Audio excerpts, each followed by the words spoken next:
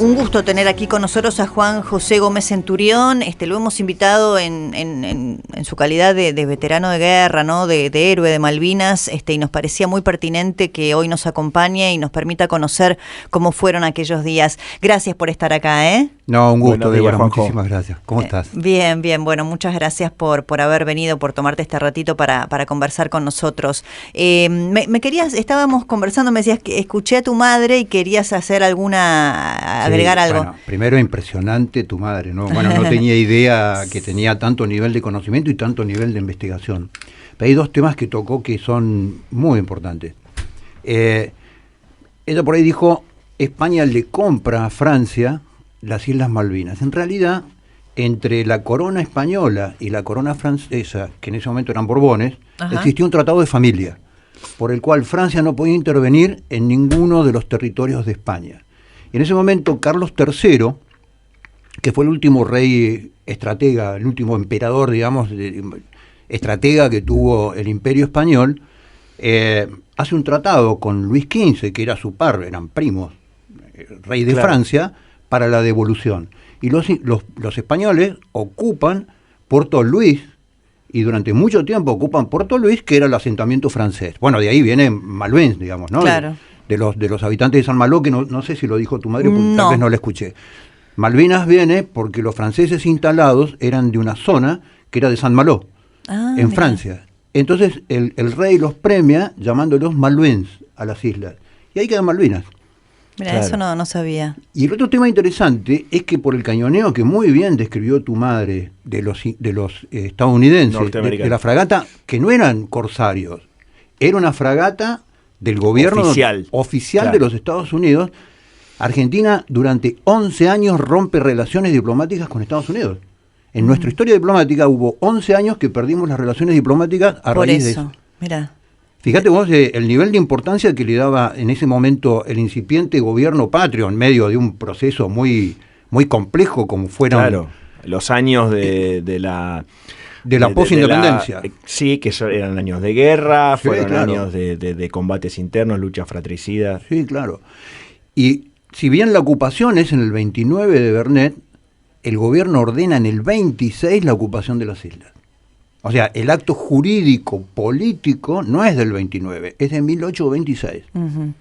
Bueno, nada. Sí, interesante. ¿Y cómo fue para vos? Yo te preguntaba un poquito fuera de aire, ¿qué edad tenías cuando combatiste en Malvinas? Porque, bueno, no sé, son todas historias de gente muy joven. Sí, yo tenía 23 años, era jefe de una sección, subteniente, el primer rango, digamos, militar en el ejército argentino. De la oficialidad.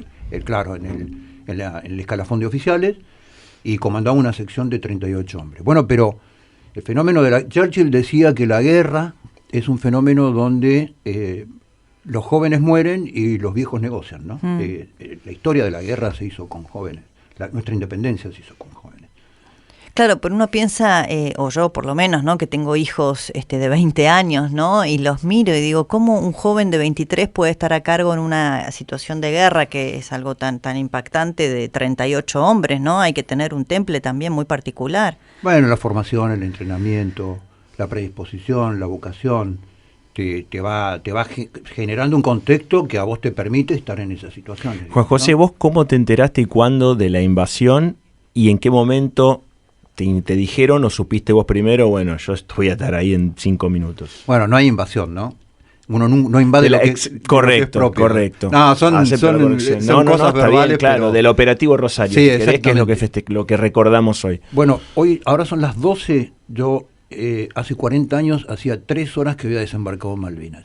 Mirá. Yo recibí la orden de operaciones el 26 de marzo de 1982 de la recuperación de las islas, como un acto militar diplomático, Claro. que no buscaba la guerra, ¿no? ¿Por qué? Porque tenía un contexto, por ejemplo, nosotros teníamos claramente la orden y la directiva de no generar bajas británicas, de sufrir bajas propias, pero no generar bajas británicas para poder generar un contexto de la próxima negociación. Les cuento, porque en estas cosas también la vida juega, y la vida personal de los actores de estos sucesos históricos juegan, ¿no?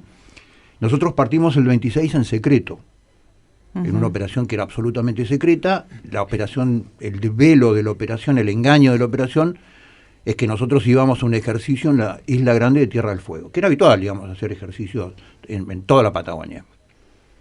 Y yo me había casado el 10 de diciembre de 1981 con Andrea, que obviamente mi actual señora. Para, 10 de diciembre, ¿y esto qué día dijiste que era? 26 de marzo. Oh. Tengo 5 hijos, 6 nietos, toda una familia conformada con ella. Y cuando yo me voy en secreto, yo hacía una semana que me había enterado que Andrea estaba embarazada de mi hijo, Juan José, mi actual hijo, Juan José.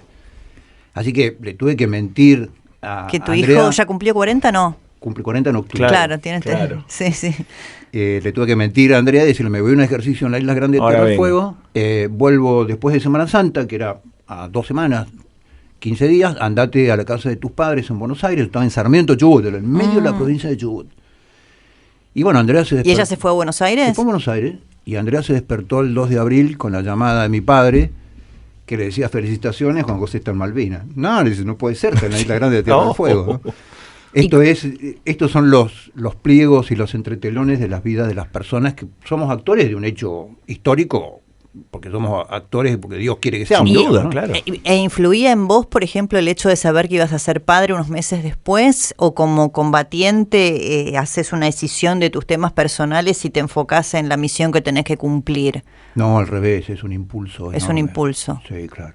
Pensar que estás combatiendo por tu hijo es enorme, es tremendo. Pero Juanjo, cuando ustedes llegaron, como vos explicabas recién, no había una guerra en el horizonte. Era bueno, llegamos, pudimos tomar control de Puerto Argentino, de la otra isla, la Gran Malvina. Además, en la orden inicial, en el plan inicial del operativo Rosario, el Regimiento 25, que era se replegaba toda la Fuerza de Tareas Anfibias de la Infantería de Marina, y quedaba el Regimiento 25 a cargo de las islas.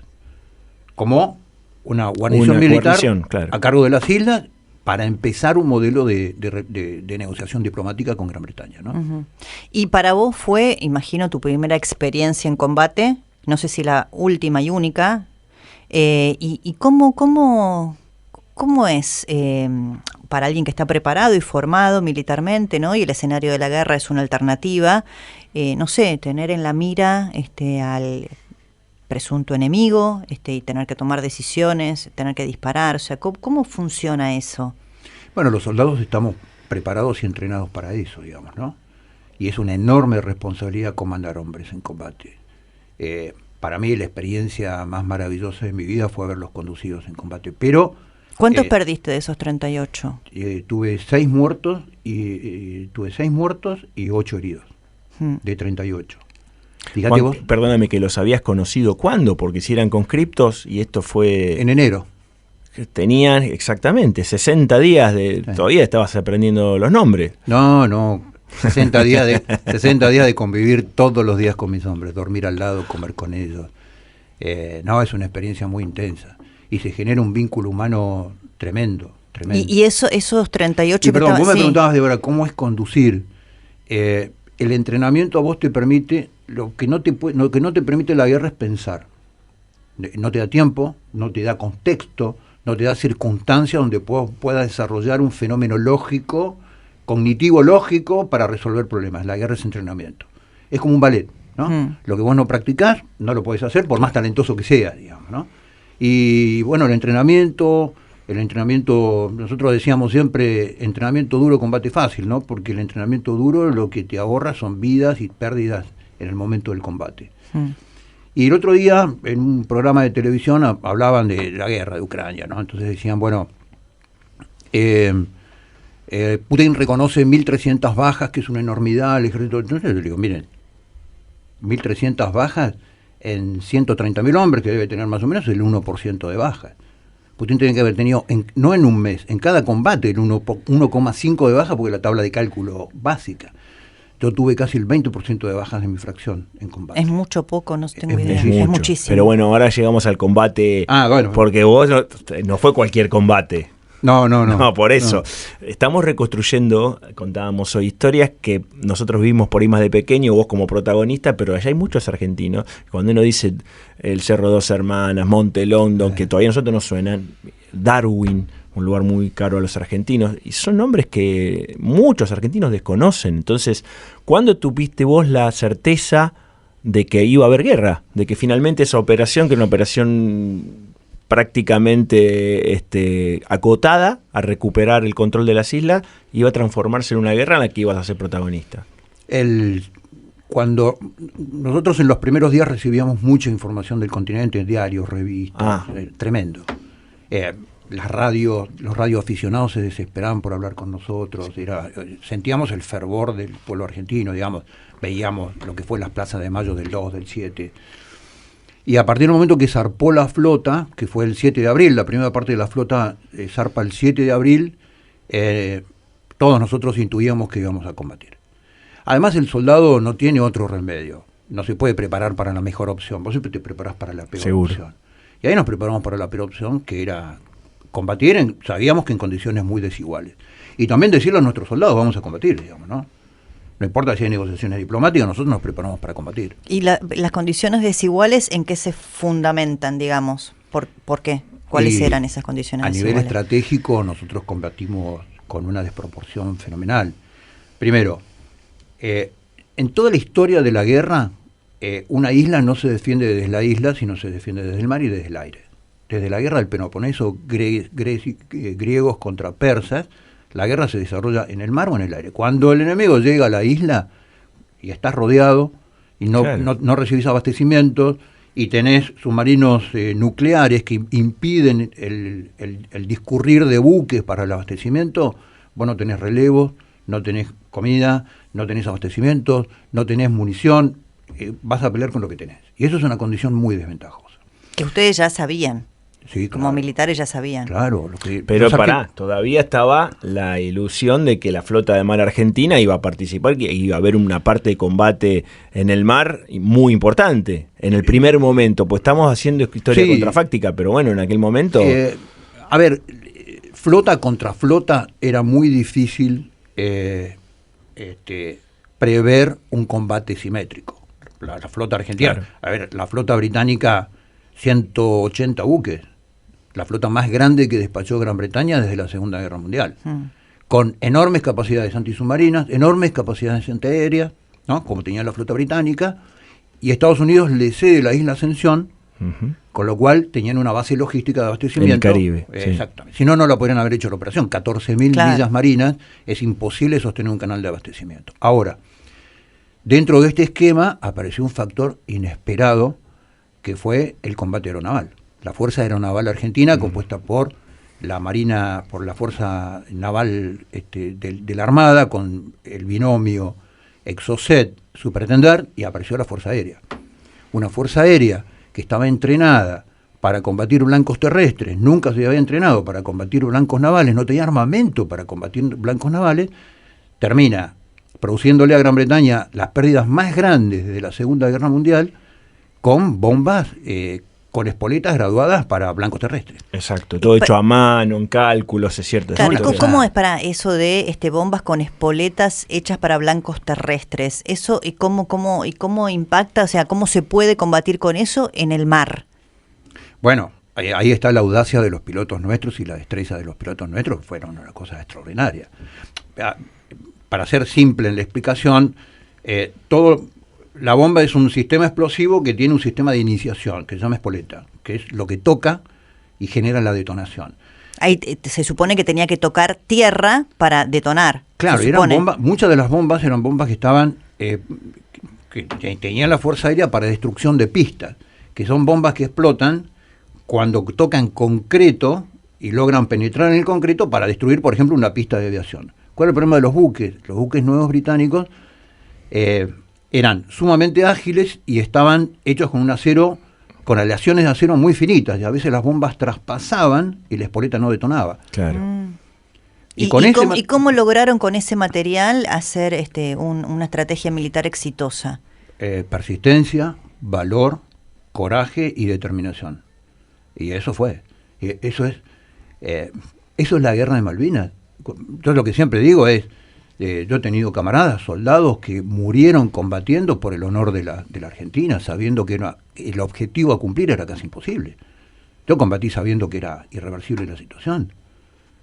Esto es el honor, la heroicidad y el valor de la gente desplegada en Malvinas, del argentino desplegado en Malvinas. Digamos, ¿no? Vos entraste en combate, ¿qué día y en qué situación? Tu debut. Bueno, bautismo, tuvimos digamos, contactos con muchas patrullas británicas. En operaciones. Sí. Como comando. Yo comandaba una fracción de soldados. Pero también tenía misiones de exploración, porque era una fracción muy entrenada, con lo cual exploré muchísimo. Yo recupero Darwin, soy el primer argentino, la guerra te deja algunos honores, ¿no? Fui el primer argentino que tocó suelo el día 3 de abril a la mañana para recuperar Darwin. Y fui el último argentino en subir en el helicóptero cuando nos fuimos como prisioneros. Mirá. Bueno, de ahí me tocó estar en la guarnición Darwin, me tocaron un montón de misiones de exploración, el rescate del patrullero Río Iguazú de prefectura, de los cañones del grupo de artillería 4, yo los buceé personalmente, los saqué del agua, con todo un equipo de gente que me ayudó, y el día 28 de mayo, a las 9 de la mañana, me ordenan un contraataque hacia el sector norte, donde ya el batallón de paracaidistas 2 ya había prácticamente arrasado la compañía C del 12, donde ya se había efectuado un contraataque a la mañana con la sección del teniente Esteves, que había generado enormes bajas a los británicos. Y bueno, recibo la orden y marcho hacia el sector norte, una sección sola, estábamos aislados, sin comunicaciones. No teníamos comunicaciones porque no teníamos ya baterías de radio. ¿Las órdenes de dónde venían? ¿Quiénes les daban a ustedes las órdenes? Vos decís, recibí la orden del contraataque. ¿Quién era tu superior el que te daba las órdenes en ese momento? En ese momento en Darwin se había conformado una fuerza de tareas con varios elementos de ejército y de la base aérea Cóndor, que era la fuerza de tarea Mercedes, y el jefe de la fuerza de tarea Mercedes era el jefe del regimiento Infantería 12, teniente coronel Piaggi, ya fallecido. La idea era volver a recuperar las antiguas posiciones de la compañía A, que estaban sobre el faldeo de la altura de Darwin. Una mañana nosotros ya hacía 3 días que no comíamos, estábamos absolutamente empapados, mojados, ya estar mojado era sistemático, con temperaturas muy bajas. A esa altura promedio ya habíamos perdido entre 8 y 10 kilos cada uno, digamos, ¿no? Comiendo una vez por día. Gran parte de la psicología de combate del soldado empieza en su propio físico, ¿no? Un hombre entrenado, musculado, trabajado físicamente, cuando se empieza a sentir que se cansa, que camina 1 kilómetro y empieza a jadear, que eso empieza también a disminuir.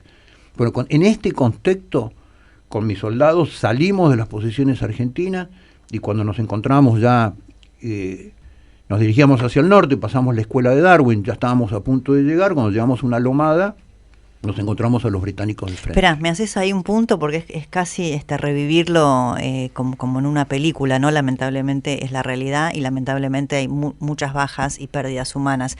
Tenemos una tanda chiquitita y ahora nos seguís contando. Sí, dale. Estamos charlando con Juan José Gómez Centurión en este 2 de abril.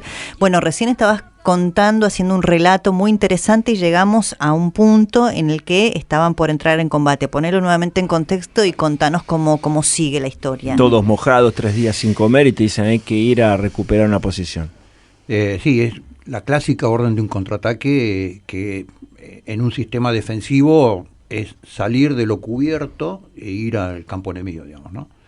Y bueno, iniciamos la marcha con toda mi sección. Nosotros veíamos durante todo el tiempo que duró la espera hasta iniciar el contraataque, recibíamos todo lo que habían sido los heridos, los muertos, de todo el combate de la noche de la compañía del Regimiento 12, con lo cual una de las cosas que quería era sacar a mis soldados de ahí rápidamente, ¿no? Porque era mejor estar en acción que estar esperando y viendo. La guerra a la espera es... La devastación psicológica intuyo también, ¿no? Lo peor que te puede pasar en la guerra es esperar. Es preferible la cosa más riesgosa antes que estar esperando, ¿no? Bueno, marchamos, llegamos a una altura después de la escuela de Darwin, y mi avanzada, el cabo Oviedo con mi avanzada me manda a avisar, vienen ingleses del otro lado. Entonces, bueno, llegamos a la altura, desplegamos las ametralladoras.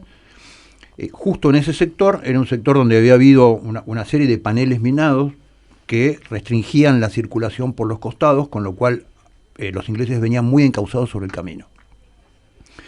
Abrimos fuego, una mañana de muchísima neblina, la lluvia muy baja. Los ingleses se quejan mucho por la mañana del combate de Darwin, porque eso fue un poco lo que nos salvó a nosotros del uso de la Fuerza Aérea Británica sobre nosotros.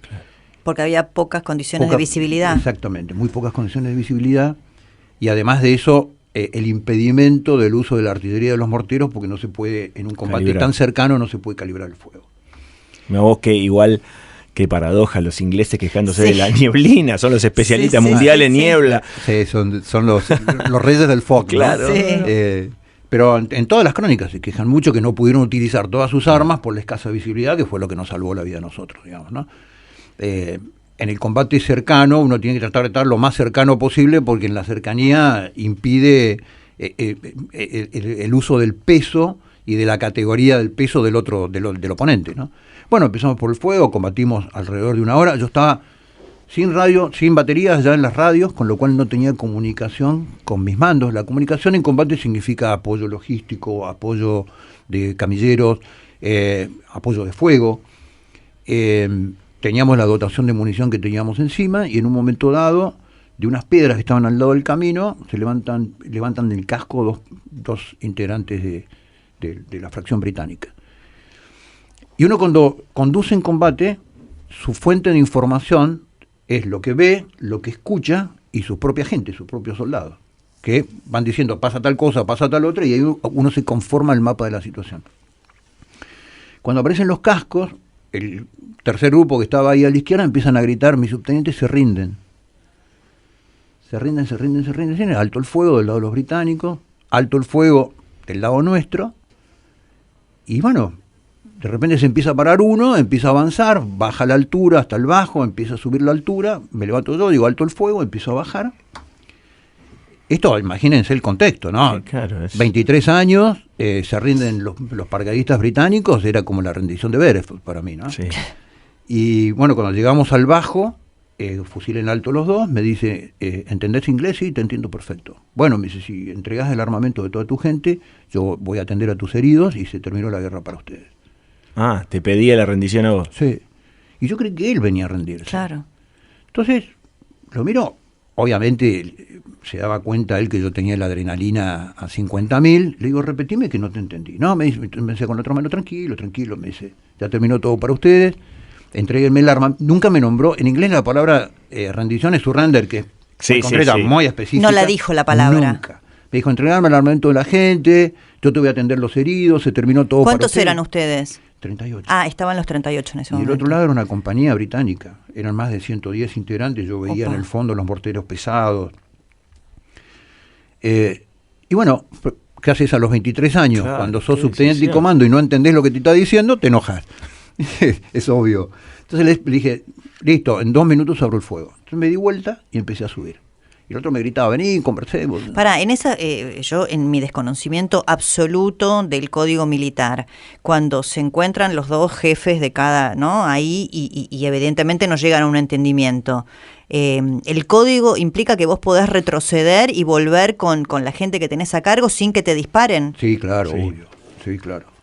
O sea, ahí era simplemente un tema verbal y hay un código entendido entre las partes en la que Son tu enemigo no te va a disparar a vos y vos tampoco le ibas a disparar a él. Es consuetudinario el tema. De todos modos, vos estás avanzando entre toda gente armada que está con las armas listas, inseguro, lista para disparar, digamos, tiene todo un riesgo. Yo nunca me había preparado en la guerra, me había preparado para todo en la guerra, o para muchas cosas, pero nunca para un parlamento. Claro, mirá. Jamás. No, él tenía como implícito que nosotros éramos muy pocos, estábamos casi rodeados. Y que iban a terminar todos muertos. Claro. Que No íbamos sé. a todos muertos. Y quiso evitar eso también, ¿no? En su misión, en su mirada. Y además de facilitar las propias bajas, claro, facilitar el combate, sí. ellos tenían prometido tomar el té en Darwin. Era un paseo, Claro. era como... Pero espera, antes de volver a la historia, entonces vos regresás y cómo sigue ese combate. Mi pregunta es esta: a pesar de la adrenalina que vos tenías en ese momento, que quizá te hace reconstruir la historia de una manera particular, pero digamos, cuando era tu enemigo con el que vos estabas hablando, me imagino que sería un pibe de la misma edad que vos. No, era un poco más grande. Un poco más grande. Sí. ¿Cómo lo viste? ¿Qué era? ¿Para vos era el enemigo o era otro ser humano? ¿Era un tipo con el que algún día podías estar tomando un café? No. Para vos era el enemigo en ese momento. Es un blanco. No es una persona, es un blanco. No. El soldado se entrena con blancos que simulan la silueta de una persona. Vos después pensás en la guerra que le tiraste a una persona. Claro. Si no, no le tiraría. Si vos decís, es cacho, tiene 4 chicos, está casado con fulano, no le tirás, digamos. Sí. O sea, cuando vos te encontrás con el tipo ahí, tu enemigo, y tienen que entablar una conversación, es tu enemigo. No había conversación, Débora, él venía a rendirse para mí y él interpretó que yo venía a rendirme. Bueno, digamos. ¿Y cómo sigue ahí la historia? Bueno, nos damos vuelta los dos, él iba hacia el bajo, con lo cual tenía un camino más corto, yo iba de espaldas a toda la fracción enemiga, iba subiendo y cuando me faltaban 10 metros para llegar a los postes alambrados donde estaba parapetada toda mi sección, del sector de Boca House abre fuego una ametralladora británica. Los británicos esto lo explica, Jenkins lo explica en un libro, un autor que escribió varios libros sobre Malvinas, dice que habían tomado Boca House, habían consolidado la posición de Boca House, habían instalado ametralladoras y 2 ametralladoras nos vieron y estábamos a 500 metros. Era otra, no era la gente con la que vos estabas combatiendo, no. Habías acordado ese cese del fuego momentáneo. Tácito, digamos. Claro. Abrieron el fuego, yo la vi de frente, la ametralladora tiene cada 3 proyectiles normales un trazante, para poder apuntar, para poder guiar la puntería, digamos. ¿Qué diferencia hay entre el normal y el trazante? El trazante es una luz. Es lo que ves en las películas. Sí, ahora lamentablemente cuando se ve Ucrania, es la rayita de luz. Ese es el trazante. Con lo cual te da un hilo para poder guiar la puntería de la ametralladora. Esa primera ráfaga, yo lo vi en la punta, lo mata el cabo Vido, el jefe del primer grupo. Está a punto de llegar al alambrado, cuando me doy vuelta, después que abre fuego una persona, me doy vuelta y lo veo ya parapetado, la única persona que yo veía en ese momento, estaban todos cuerpo a tierra, estaba parapetado detrás de un poste de alambrado, era la persona con la cual yo había hablado. Así que abrí fuego, cayó. Bueno, a partir de ese momento fue el hecatombe, ¿no? Tiraban de abajo, tiraban de arriba a mis soldados. Yo nunca pude entender cómo pasé el alambrado para estar de vuelta con mis soldados. Es la cosa que uno pierde. Sí, perdés la conciencia en ese instante. Y mis soldados me dicen, uno dice, pasaste por abajo, otro me dicen, pasaste por arriba. Y vos no lo podés recordar. No con la adrenalina de ese momento no sabés. Lo traspasaste, pero no sabés cómo. No sé cómo. Bueno, ya empezó, nosotros ya teníamos consumido casi la tercera parte de nuestra dotación de munición, empezaban a rodearnos. Ya las primeras líneas estaban ya 25, 30 metros, ya a punto de asaltarnos, y empieza a tener muertos y heridos, ¿no? Mi sección, yo tengo el honor que levantamos todos los heridos del campo de combate, excepto uno, por orden mía, que ahora les voy a contar.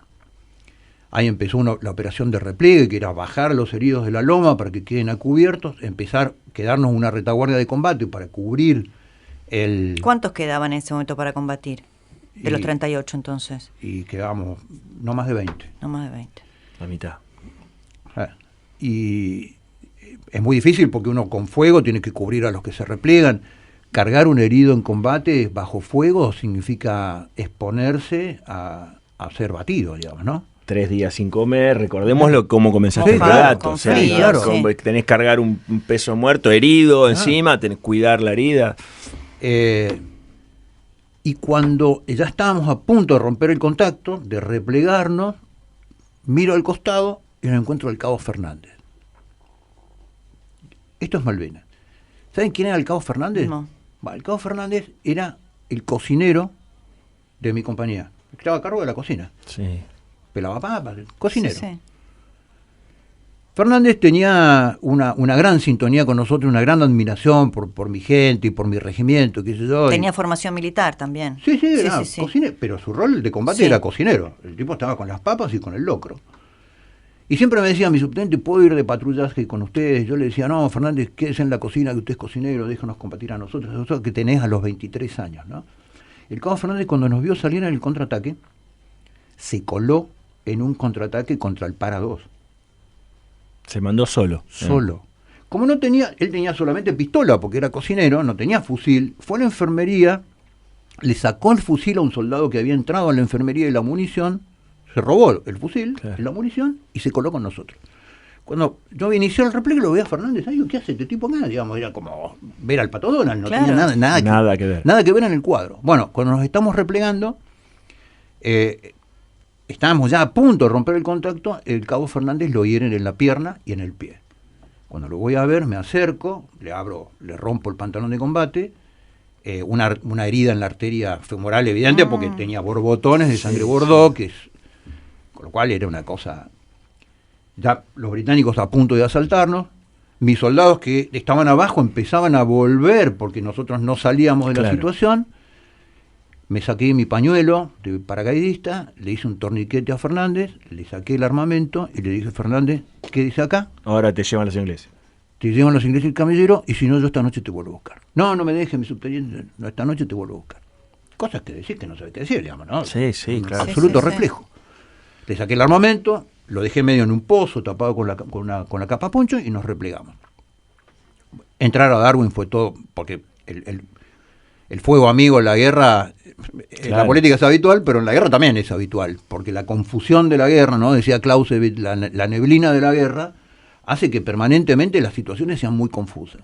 Entonces, cuando estábamos entrando a Darwin, recibimos fuego también de la propia tropa, logramos replegar a todos nuestros heridos, que después terminaron en la medicina británica con muchísimo éxito. Los británicos atendieron a nuestros heridos, y eso hay que decirlo, digamos, yo lo digo porque muy bien, excelente. Con mejor capacidad de lo que hubiera sido atender a nosotros, pues ya la medicina nuestra no tenía medios, digamos, ¿no?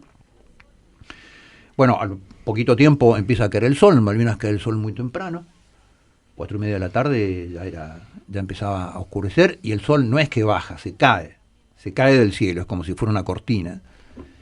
Bueno, y ahí empezó, los pocos que quedamos, volver a reabastecernos de munición, buscar munición por cualquier lugar.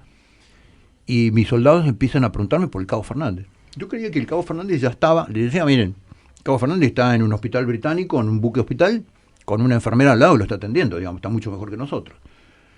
Y yo me di cuenta que si nosotros en ese momento lo único que nos sostenía era nuestra cohesión y nuestro espíritu, y esa vieja promesa de soldado que si estás herido te voy a ir a buscar, ¿no? Y si te morís te voy a enterrar. Y si te morís voy a ir a tu viuda o a tu mamá y le voy a contar cómo moriste. Eso es como un código que te mantiene, es un código de hermandad que te mantiene durante toda la guerra. Y si no lo tenés es muy peligroso. Y yo me di cuenta que esa noche, que estábamos ya diezmados, que no sabíamos cómo seguía la noche, si íbamos a tener que volver a contraatacar, les dije, bueno, listo, vamos a buscarlo. O sea, el cabo Fernández era un símbolo, un modo de cohesión de lo que quedaba de la tropa. Porque si yo, como jefe, no iba a buscarlo, iba a poner en duda en todo lo que dijeras. Claro. Ahí se rompía todo. Lo voy a ver a mi jefe de compañía, le digo, me voy a buscar al cabo Fernández, me dice, no, tú eres el único oficial que queda en la compañía. El único oficial que me queda en la compañía. Mande un camillero. No, el camillero no lo va a encontrar nunca. Yo sé ¿Vos sabías precisamente dónde estaba? Sé dónde está. Bueno, sí, en esas más condiciones, o menos, ¿no? claro. En la inmensidad, pero tenía una orientación de dónde ir a buscarlo. Volví y le dije a mis soldados, bueno, necesito 2 voluntarios que me ayuden a cargarlo, que vayan sin armamento, yo voy a ir armado, si nos encontramos con una patrulla yo voy a combatir, y ustedes 2... ¿Podía estar vivo o muerto? Vivo o muerto. Desangrado. Absolutamente. A lo mejor íbamos a buscar un muerto. Absolutamente. Bueno, ahí partimos. Con todo lo que conté, pedí 2 voluntarios, aparecieron 4. Y lo designé al Vasco Aguirre Bengoa y a José Carovio, de 2 cordobeses impresionantes, que eran los que mejor estaban físicamente, y ahí partimos, hacia la nada, en medio de la noche oscura, las noches en Malvinas. En las latitudes sur las noches son tremendamente oscuras porque los astros pierden intensidad de brillo. Claro. Con lo cual la noche de Malvinas era una boca de lobo. Empezamos o nos orientamos por el camino, por un seto de espinas que tenía el camino ahí, empezamos a buscarlo. Nos cruzamos con patrullas británicas, nos tiraron desde la escuela de Darwin, tuvimos que esperar que bajara un helicóptero en la zona de la escuela para que no nos detecten, nos infiltramos a través del dispositivo británico. Claro, pasaste a través de las líneas de las líneas británicas, y como a la 1:30 de búsqueda escuchamos un quejido y ahí estaba Fernández. Por supuesto, inconsciente, había perdido mucha sangre. Mi torniquete no lo recomendaría en el orden de la medicina, obviamente. Como médico eras un buen soldado. Sí, claro, como médico soy un buen soldado. Perdió varios dedos del pie, quedó rengón. Bueno, ahí empezó la tarea de cargarlo, traerlo, ¿no? porque estaba inconsciente, gritaba, entonces me cuentan mis soldados, yo no me acuerdo, que le tapaba la boca, claro. Arrastrarlo, pasarlo por los setos de espina, hasta que logramos 3 horas después llevarlo al puesto de socorro. Y ahí al otro día fue la capitulación de la guarnición de Darwin-Guggenheim. El jefe de la fuerza de tarea se comunicó por radio, ya estábamos rodeados, estábamos adentro del pueblo, rodeados con civiles adentro, además. Muy interesante en este tema de los civiles, ¿no? Cuando a veces uno dice las bajas que generan en la guerra de Ucrania los rusos en las ciudades, los británicos lo resolvieron cuando el jefe de unidad le mandó al jefe enemigo, al segundo jefe, porque el jefe había muerto en la batalla, el teniente coronel Jones. Cuando le dice, mire, estamos adentro del pueblo y hay civiles, el tipo nos mandó a contestar, los civiles son responsabilidad de ustedes, porque ustedes están adentro del pueblo. Claro. Mira, claro, esa es Están bajo su control. Sí, la inversión de la carga de la prueba. El defensor que se defiende adentro de una ciudad es responsable de los civiles, no el que ataca. No es que yo me pueda escudar en los civiles y decir no ataques porque hay civiles. No, los civiles son responsabilidad tuya. Bueno, habló por radio por Puerto Argentino y les dijo, ¿tienen la posibilidad de mandar refuerzos? No. ¿Tienen la posibilidad de abastecernos munición? No. ¿Tienen la capacidad de incidir de alguna forma en el combate? Y bueno, y tomó la decisión de no perder más vidas. Claro. Y produjo la capitulación del día 29. Y ahí pasamos a ser ilustres prisioneros de guerra. ¿Y cómo siguió tu historia ahí? Ahí empieza la historia, ¿no? Siempre me preguntan cuál fue el día más duro de mi vida. Y el día más duro de Malvinas no fueron los combates.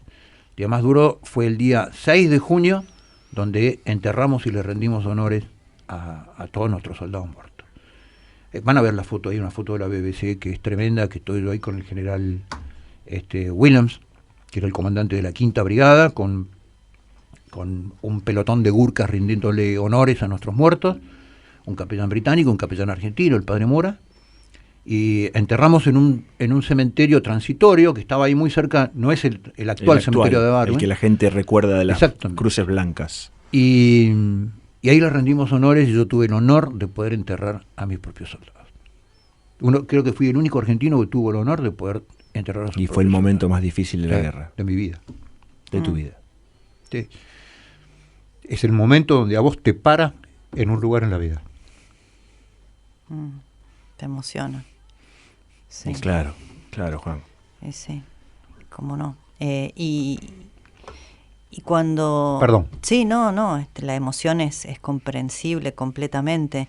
Perdón, cuando mucha gente a mí me dice no entiendo lo que haces, tendría que entender ese día. Te para de por vida. Estoy parado acá y no me muevo. Uy, perdón. Vos también dijiste, dijiste que hay como un código que es respetado, que es socorrer a los heridos, proveerles atención médica y eventualmente si mueren, enterrar a los muertos y hablar con las familias. ¿Y esa parte? Durísima. Cuando volvimos, la vuelta del soldado siempre es traumática en cualquier guerra de la historia. Porque uno tiene un periodo de vida donde vivió en determinados códigos, en un código de compartir el último cigarrillo, compartir el último pedazo de pan, ir a buscar al herido, y volvés a una sociedad que tiene los códigos normales, el código de la ventaja, el código de la conveniencia, al cual no, durante un lapso de tiempo muy intenso, no lo vives, entonces siempre es muy duro. La vuelta nuestra y el proceso de desmalvinización para nosotros fue tremendo. Entonces cuando volvemos a mi regimiento, un día Andrea me dice, embarazada ya con la panza así, me dice, Juan, ¿no le vas a escribir vos a los familiares de tus muertos? No, Nero, le digo, mirá, yo ya hice lo que tenía que hacer, ya terminó mi laburo, o sea, más que esto no puedo hacer, digamos, más de lo que hice no puedo hacer. No, me dice, mirá, yo te digo, si vos hubieras muerto, me hubiera gustado que venga alguien a decirme. O me escribe una carta. En esa época las comunicaciones no existían, ni el chat, ni el teléfono. Claro. Hablar por teléfono era que imagínate, de Sarmiento a Chubut, la comunicación era, ¿cuánto demora hay para hablar a Tucumán? 4 horas. Eso eran las comunicaciones. Pero nosotros somos una generación que escribía cartas. Y a mí me impactó tanto lo que me dijo, que bueno, me empecé a sentar en una vieja Olivetti de cuartel, a intentar escribir una carta a los 6 familiares de padres, deudos, con algunos había podido hablar porque estaban con la señora Sargento García, había podido hablar con el día que llegué a Sarmiento de vuelta, y empecé a escribir cartas. Y bueno, terminé escribiéndole una carta a cada uno, contándole cómo había muerto su hijo, dónde estaba enterrado, cómo había sido su hijo. Las respuestas eran tremendas. Muchas de las madres ya murieron, espectaculares, y una no me contestó. Una familia no me contestó. La familia de José Honorio Ortega, que es el único soldado muerto en la guerra de la provincia de Santa Cruz, de Río Gallegos. Si van a Río Gallegos van a encontrar plazas, bulevares con el nombre de José Honorio Ortega. José Honorio Ortega había muerto, estaba en el mismo poste de alambrado, él del lado izquierdo, yo del lado derecho. Cuando me fui a ver, cuando se interrumpió una ametralladora y volví, lo encontré muerto. Bueno, y no me contestó, pasaron los años, y allá como por los 25 años de Malvinas, un periodista de Río Gallegos me dice: estoy haciendo un programa de Malvinas sobre José Honorio Ortega, la familia. José Honorio Ortega tenía, la novia de José Honorio estaba embarazada cuando él partió a Malvinas. Igual que vos. Igual que yo. Y dio 2 mellizas extraordinarias, que son las hijas de José Honorio. Entonces me estoy haciendo un programa de Malvinas, quiero que vengas, hagas un testimonio de José Honorio, cuentes quién era, qué sé yo. Bueno, con todo gusto. Me dice: y Sonia Ortega y José te quieren conocer. Son los padres. Los padres. Si vos tenés... No, al contrario, ¿cómo voy a tener problemas? Hace años que intento comunicarme con ellos. Yo también siempre fui respetuoso. Cuando vos escribís una carta, no te contestan, vos decís, bueno, por algo, o no lo quieren saber, o no lo quieren escuchar, o no es el momento, o no quieren que yo se los cuente, claro, qué sé yo. Claro. Entonces fui arriba. O el dolor es tan grande que no pueden. Enfrentarse a sí, eso. No, pero además hay que tener un gran respeto por eso, no ser invasivo, no decir, bueno, yo tengo que hablar con vos. Bueno, fui a Río Gallegos y en una entrevista grabada me junté con Sonia, me junté con José, un matrimonio extraordinario. Bueno, todavía los tengo en el chat ahí. ¿Habían recibido la carta? Sonia me dice que no la había recibido. Ah, mira. Puede ser raro, porque el correo argentino en ese momento era una cosa que funcionaba milimétricamente en la Argentina. Bueno, pero el hecho es que me pude juntar con ellos, contarles cómo era José Honorio, contarles cómo había muerto, cómo había sido el combate, y bueno, y a partir de eso ellos se incorporaron como los familiares, como el hermano de Ramón Cabrera en Córdoba, a nuestra comunidad de la sección Romeo, que es mi sección, al chat, y bueno, y todas las mañanas nos saludamos. Participan de todas las reuniones. ¿Y las mellizas tienen la edad de tu hijo mayor? Sí. Juan José también, ¿no? Sí, Juan José. Sí. Bueno, en un segundito seguimos, ya estamos cerrando el programa, nos queda una tanda muy cortita. Ya estamos llegando al final, le agradecemos mucho a Juan José Gómez Centurión que haya venido en un día que está plagado de homenajes, de actividades. Sé que corriste muchas de ellas para poder estar acá y también por la emoción con la que contaste tu experiencia. Para cerrar, bueno, vos decías, volví y me pregunté durante mucho tiempo por qué o para qué, ¿no? Porque hay un punto en el que no hay estrategia militar que alcance, es azaroso, es según lo que uno quiera creer. ¿Por qué a uno la bala le llega y al otro no, estando a centímetros a lo mejor uno del otro, ¿no? ¿Y a vos qué te pasó? Sí, a mí me pasó que cuesta mucho volver a la vida. A mí me facilitó mucho que obviamente yo estaba casado, ya tuve un hijo, formé una familia, el contexto de mi familia, de mis amigos, de la misma fuerza de mis camaradas me permitieron pararme rápidamente, pero vos empezás a entender que volviste por un propósito.